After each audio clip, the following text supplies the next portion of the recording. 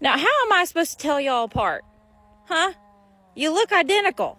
Now, I know you're the only one with a baby, and he's usually hanging with you, so that makes it kind of easy. So you're Rose, but I guess let's talk about her half-sister, Lemon Drop. If you didn't know, I went a little bit crazy at a cattle sale last weekend and bought like a lot of them. And I've been going through and talking about why I bought each one. And I told you why I bought Rose yesterday, but I haven't talked about her evil twin, Lemon Drop. So I'm not joking. I was like, did I black out and think that I bought one cow and I accidentally bought two, you know? But no, it turns out Lemon Drop's picture just wasn't even in the catalog. I just bought her completely off of her numbers. I think what happened was I won the bid of Juno right here, and then I was just feeling so good that I just kept on bidding. That's what happened. So this pretty lady, Lemon Drop, she's just a heifer, so she's 2. She'll be having her first calf in February 2nd. She is due with a heifer calf. Not gonna lie, that was a huge draw. We were trying to build our herd, so anything that was bred that had a guaranteed heifer, we were interested. Okay, you keep distracting me. You keep looking at me like that. How am I supposed to focus? So you'll notice she's 3/8 Angus. That's fine. Her babies can still be registered. That's not a problem. Her sire's TJ Teardrop. I talked about him a little bit yesterday because he's also the sire of Rose, and he's also the sire of our heifer bull, Sugar Daddy. To clarify, neither of these will be bred to Sugar Daddy.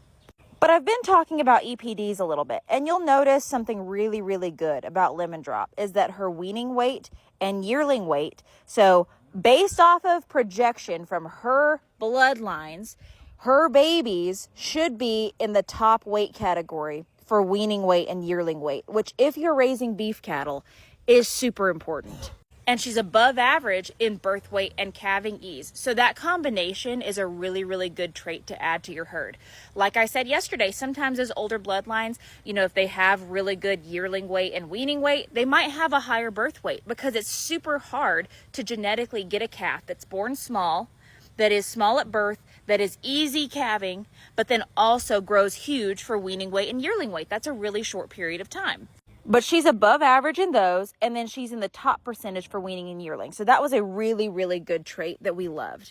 And then everything else she was above average in. And so we are just trying to build our herd, add new blood. She does have older bloodlines that we have history with and that we love.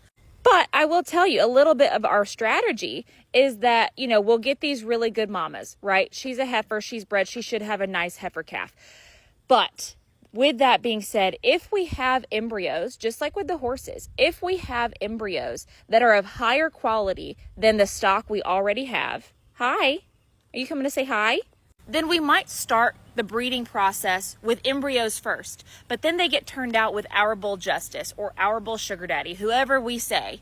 And then to have our recipmare be nice, registered simmental, so that if they don't take the embryo and then they just have their own baby, it's still a really nice baby. It's like you win both ways. And personally, that's super important to utilize the number of head that we have on our property since we are limited. We don't have an unlimited amount of ground to graze these cattle. So if we're going to have recip cows, you might as well have nice ones.